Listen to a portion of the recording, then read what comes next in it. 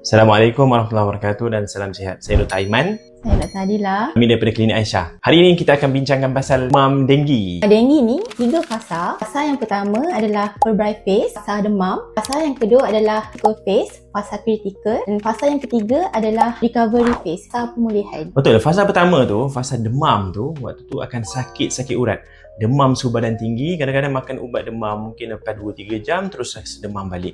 Sakit urat macam nak patah tulang-tulang. Biasanya orang komplain macam tu. Juga dia ada simptom yang lain macam contohnya pening kepala, rasa sakit kepala ataupun sakit mata. Ataupun sana juga pesakit akan ada muntah ataupun cirit yang terusan sampai keletihan yang berpanjangan lah. Fasa seterusnya adalah fasa kritikal ataupun fasa selepas daripada demam. Kadang-kadang 3 ataupun 4 hari selepas demam, sakit akan rasa macam dah sihat, tapi sebenarnya waktu ni yang bahaya.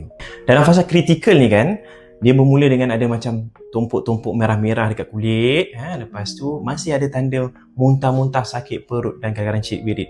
Yang ini bahaya, dia akan buat dehidrasi, badan kering. Yang ni yang akan menyebabkan denggi yang berbahaya yang sampai kena masuk hospital ataupun ICU. Yang ketiga pula, recovery phase, fasa pemulihan, yang mana fasa ni berlaku selepas 48 jam selepas critical phase.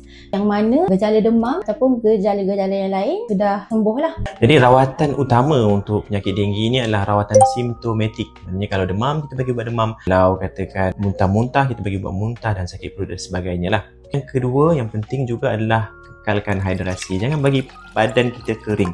So kita kena cukup air.